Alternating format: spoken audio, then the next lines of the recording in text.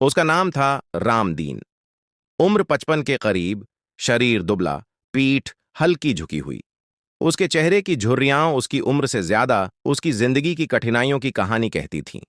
आज भी वह उम्मीद लेकर आया था। उसकी ठेली पर चमकदार लाल और हरे सेब थे, उधार के। रामदीन ने ठेली सजाई, हर सेब को कपड़े से साफ किया, जैसे कोई पिता अपने बच्चे को संवारता हो। आज सब बिक जाई, उसने मन ही मन प्रार्थना की। सेब उसके लिए व्यापार नहीं थे, वे उसके बच्चों का भविष्य थे, पत्नी की दवा थे और अगले दिन की रोटी थे। धीरे धीरे मंडी जागने लगी। सब्जी वालों की आवाजें गूंजने लगीं, ग्राहक आने लगे। मीठे सेब ले लो। पहली बिक्री हुई। रामदीन के चेहरे पर हल्की मुस्कान आई। दूसरी, तीसरी, उसे लगा आज किस्मत मेहरबान है। तभी अचानक मंडी में सन्नाटा छा गया। एक पुरानी पुलिस जीप धूल उड़ाती हुई अंदर आई। जैसे ही लोगों ने वर्दी देखी, दुकानदार सहम गए। रामदीन का दिल बैठ गया। जीप से उतरा हवलदार शेखर सिंह। मोटी गर्दन, भारी शरीर, मूंछें तनी हुई। उसकी नजर सीधे रामदीन की ठेली पर गई। ओए बूढ़े, सेब कैसे दिए हैं? साहब, 80 रुपये किलो, रामदीन ने डरते हुए कहा। शेखर ने एक सेब उठाया, काट कर खाया, फिर दूसरा, फिर पूरा थैला। साहब, पैसे। चुप! पुलिस वाले हंसने लगे। कुछ सेब सड़क पर फेंक दिए गए। रामदीन हाथ जोड़ता रहा। जाते जाते शेखर ने ठेली को लात मारी। सेब सड़क पर बिखर गए। फिर दिखा तो ठेली जब्त कर लेंगे। जीप चली गई। रामदीन सड़क पर बैठ गया। कुछ सेब कुचल चुके थे, कुछ गंदे हो गए थे। उसकी आंखों से आंसू बहने लगे, लेकिन आवाज नहीं निकली। उस शाम रामदीन खाली हाथ घर पहुंचा। पत्नी ने पूछा, आज कमाई नहीं हुई? रामदीन चुप रहा। रात भर वह छत को देखता रहा। उसे अपने बेटे याद आए। अर्जुन, जो सेना में जाना चाहता था। आदित्य, जो कहता था, पापा, मैं पुलिस बनूंगा, सच्ची वाली। रामदीन की आंखों से आंसू बह निकले। साल बीतते गए। अर्जुन सेना में भर्ती हो गया। कठोर ट्रेनिंग, सीमा पर तैनाती। आदित्य ने आईपीएस की तैयारी शुरू की। किताबें, मेहनत और पिता की बेइज्जती की याद। रामदीन कभी किसी से शिकायत नहीं करता, लेकिन उसकी खामोशी में दर्द बोलता था। वह हर दिन सेब बेचता और हर दिन डरता। एक रात फोन बजा। अपने सेब संभाल कर बेचना, हर पुलिस वाला एक जैसा नहीं होता। फोन कट गया। रामदीन समझ नहीं पाया। अगली सुबह टीवी पर खबर चली, हवलदार शेखर सिंह एनकाउंटर में मारा गया। रामदीन सन्न रह गया।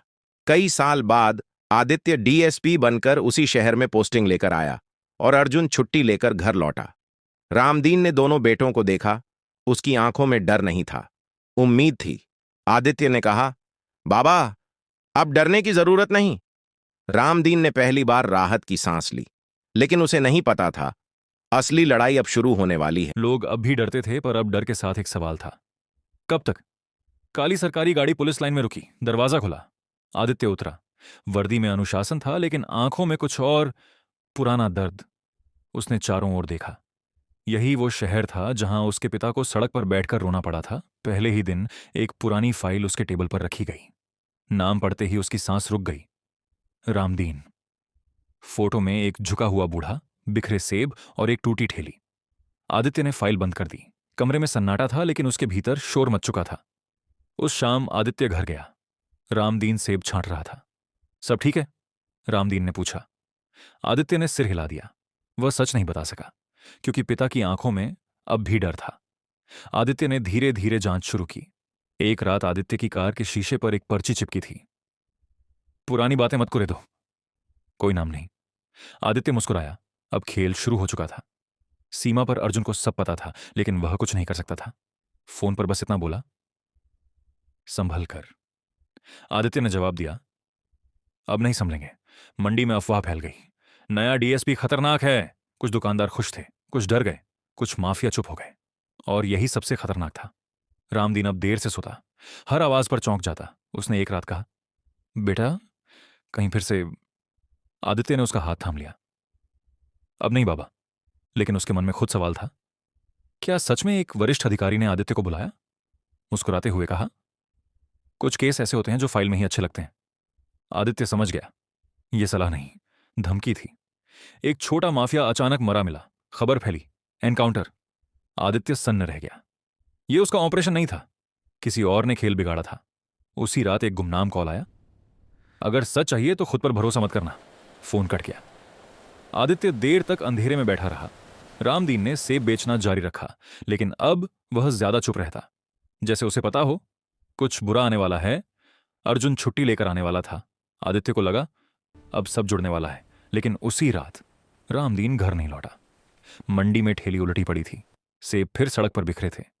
इतिहास खुद को दोहरा रहा था। आदित्य की आंखें भर आईं। अब यह केस नहीं था, अब कोई ये फाइल युद्ध था। बंद नहीं होगी।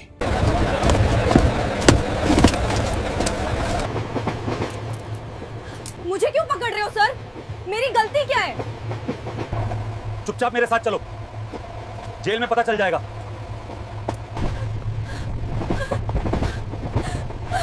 रात के 1 बज रहे थे। स्लीपर बॉगी में कुछ लोग सो रहे थे, कुछ खिड़की से अंधेरे को घूर रहे थे। अनन्या अपनी सीट पर बैठी, आंखों में थकान थी लेकिन डर नहीं। उसके पास टिकट था, फिर भी उसने उसे 3 बार चेक किया था, जैसे बार बार देखने से किस्मत बदल जाएगी। ट्रेन एक छोटे लगभग सुनसान स्टेशन पर रुकी। यहीं से सब कुछ बदल गया। टीटी खाकी वर्दी में एक सख्त आवाज। अनन्या ने बिना घबराए बैग से टिकट और पहचान पत्र निकाल के दिखाया। पुलिस वाले ने देखा और फिर बोला, इसे नीचे उतारो। बिना वजह की गिरफ्तारी। यात्री खामोश रहे, कोई नहीं बोला, कोई नहीं हिला। स्टेशन के बाहर एक पुरानी जीप खड़ी थी। दरवाजा बंद हुआ। धड़ाम। जीप अंधेरे में आगे बढ़ गई। अनन्या ने पहली बार महसूस किया, यह सामान्य चेकिंग नहीं है, जहां कानून की किताबें अलमारियों में बंद थीं और डर खुलेआम घूम रहा था। उसे सवाल पूछे गए, जो सवाल नहीं थे, अपराध था थे। पुलिस वाले अन्यान्य को अपने घर पे ले जाता है और जूस में देता है, जिसमें बेहोशी के दावा दिया था। अन्यान्य बेहोश हो जाती है। अन्यान्य को रूम में बंद कर देता है और चला जाता है। अन्यान्य पूरा ताकत से दरवाजे को तोड़ देती है और वहां से भाग जाती है और अपने मम्मी के पास जाती है। सारा बात बताती है, क्या हुआ था। फिर कोर्ट जाती है और वो पुलिस वाले को जेल हो जाता है। फिर अन्यान्य अपने मम्मी के साथ घर अब जाती वो है। पुलिस वाला किसी भी लड़की को परेशान नहीं कर पाएगा।